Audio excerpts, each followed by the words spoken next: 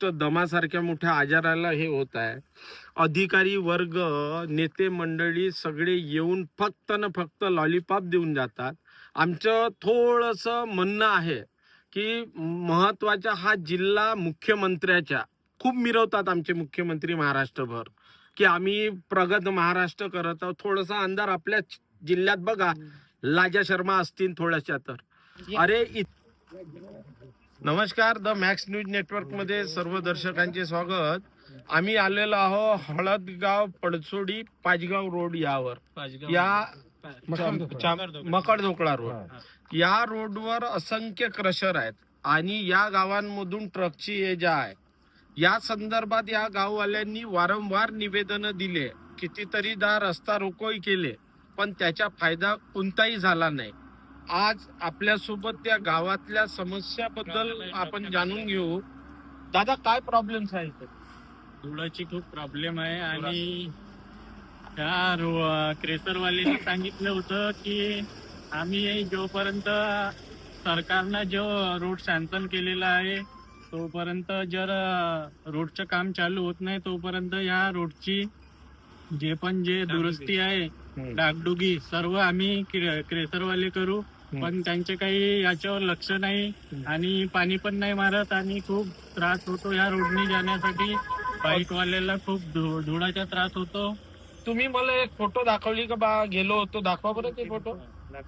तर म्हणजे क्रशरवाले याच्यावर कोणत्याही उपाययोजना करत नाही आणि तुम्ही डेप्युटेशन जेव्हा दिले तहसील ऑफिस, SDO, लास्ट टाइम इथं आले होते माझ्या माहितीनुसार.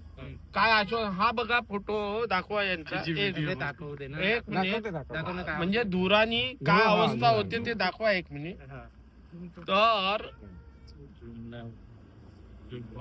असो, दुसरा विषय असा की तुम्ही मागे चक्का जाम केला होता, काय झालं होतं? काहीच प्रॉब्लेम सॉल्व्ह नाही झाली साहेब. ते म्हणत होते क्रेसरवाले की आम्ही याच्या सर्व डागडुगी करू आणि रोजचं पाणी मारू 3 वेळा, पण दिवसातून 1 वेळा पण इथं टँकर येत नाही कधी कधी. आणि खूप बाईकनी जाताना खूप धुळाचा त्रास होतो. बाईकवाल्याला समोरच्या दिसत नाही, ट्रक समोर जाते तेव्हा धूळ खूप उडतो अंगावर आणि खूप त्रास गावकऱ्यांना, जे कोणी विद्यार्थी शिकायला जाणारे आहेत त्यांना वगैरे. काका, तुम्ही काहीतरी बोलत होते की बा या धुरेमुळे म्हणजे कधी येऊन बघा असं आम्हाला तुम्ही काहीतरी सांगत होते. काय म्हणणं होतं? माझं म्हणणं असं होतं की पाहुणे जेव्हा येतात या गावला, हळदगाव, परसोडी इकडे जाणारे सायकीपर्यंत, तर त्या पाहुणे असे म्हणत आहे की या रस्त्याला जातच नाही ह्या गावला.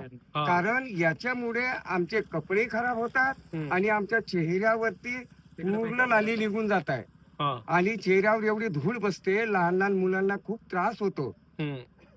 लहान मुलांना खूप त्रास होतो धुळाचा.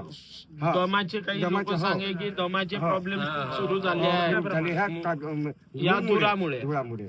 आणि प्रशासकीय यंत्रणा याच्यावर वारंवार डेप्युटेशन देऊन तुमचे हे सगळं करूनही लक्ष देत नाही. नाही, लक्षच नाही आहे, काही लक्ष नाही. आज तर एवढा धूळ होता, मुरुम हे माल टाकला आणि अशी भीती सुद्धा, गाडी सुद्धा चालायची नाही बरोबर. दूर तर आम्ही बघितला जाता येताना, दिवसाची वेळ असताना हे आला की लाईट सुरू करा लागली. आणि पण दिवसांनी कितीदा लोकांना त्रास होतो, हे तर काही पर्याय नाही. मला एक सांगा, या संदर्भात तुम्ही नेते मंडळीला काही डेप्युटेशन दिले असेल? दिलं. कोणाला दिलं? आमचे आमदार येऊन गेले, संजय मेश्राम.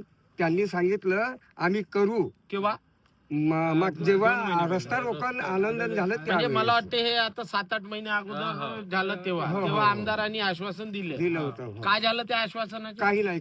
शासन झाला रोड, पण अजूनपर्यंत काही टेंडर वगैरे काही झालेला नाही आहे ना.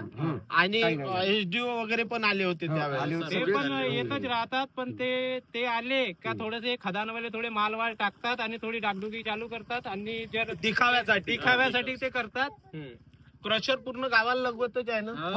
पूर्ण गावाला किती मीटरवर असतील गावापासून? 1 किलोमीटर, अर्धा 1 किलोमीटरच्या हे आसपास तर चौकशी कराल तर अर्धाच किलोमीटरवर आहे. अर्धाही नसेल. काय मागणी आहे प्रशासनाकडून, राजकीय नेत्याकडून तुमची? आमचा रोड दुरुस्त पहिले करा. रोडची मागणी. आणि गावामध्ये जेव्हा त्याचा बार होतो ना तसे घर खलखल म्हणजे ब्लास्टिंग जेव्हा होते हो, हो, हा, हो. म्हणजे पूर्ण घर हादरे बसतात. हादरे बसतात. याच्याकडे प्रशासन लक्ष देत काही नाही लक्ष आणि नाही. नेते लक्ष नाही देत आहे. सरपंच सुद्धा देत नाही, अच्छा. कोणी काही देत नाही जिल्हा लक्ष. परिषद पंचायत समिती काही सब नाही, सब काही सगळ्याला देण जात असतील. हो, हो. बस बस बस म्हणून सगळे चूप. आता हा प्रॉब्लेम नाही झाला तर गावकरी समोरच्या पवित्रा काय का आंदोलन करणारा, रस्ते रोक करणारा याच्या काय? अगोदरच आंदोलन झालं होतं तर काहीच नाही झालं ना साहेब. नाही झालं. आता का होणार आहे? साहेब त्या हळदगावच्या लोकांनी हो. आमदार होता त्या पिरियडला कितीतरी लोकांनी म्हटलं जेव्हा रस्ता बनवाल तेव्हाच आम्ही इथून अन्यथा हटणार नाही. तर पोलीसवाल्याकडे रिपोर्ट देऊन यांनी कोणी ह्या क्रेसरवाल्यांनी पोलीसवाल्याकडे रिपोर्ट देऊन जे माणसं तिथे उभे होते जे बोलले का आम्ही हटणार नाही तर त्यांचं नावं घेऊ पोलीस ठाण्यात म्हणजे गुन्हे दाखल केले. गुन्हे दाखल केले त्याच्या विरुद्ध. तुम्हाला उचलून नेऊ, तुम्हाला असं करू, म्हणजे तुम्हाला तसं दबाव करू. तंत्राचा दबाव, हा. वापर करून हे सगळं अवैध रित्या सुरू आहे. बरोबर. बघा या गावची अवस्था की या प्रदूषणामुळे इथल्या लोकांना कितीतरी श्वसनाचे प्रॉब्लेम्स होत आहे. दुसरी गोष्ट दमासारख्या मोठ्या आजाराला हे होत आहे. अधिकारी वर्ग, नेते मंडळी सगळे येऊन फक्त न फक्त लॉलीपॉप देऊन जातात. आमचं थोडंसं म्हणणं आहे की महत्वाचा हा जिल्हा मुख्यमंत्र्याच्या खूप मिरवतात आमचे मुख्यमंत्री महाराष्ट्रभर की आम्ही प्रगत महाराष्ट्र करत आहोत. थोडासा अंधार आपल्या जिल्ह्यात बघा, लाजा शर्मा असतील थोड्याशा तर. अरे इथला व्यक्ती तळफळत आहे. त्या धुरामुळे अवस्था इतकी बेकार आहे, या रोडमुळे अशी अवस्था आहे. फक्त गिट्टी खदानवाल्यांकडून देण मिळते ह्या सगळ्या यंत्रणेला. म्हणून जर फडणवीस साहेब तुमच्या मंत्रिमंडळात कोणी सावळे सुवळे मंत्री असतील ना, आणून 10 मिनिट ठेवा या रोडवर आणि गोरे करून घेऊन जा. नसेल होत तर हे गावकरी आम्ही तुम्हाला प्राइस देतो 1,00,000-2 लाखाच्या.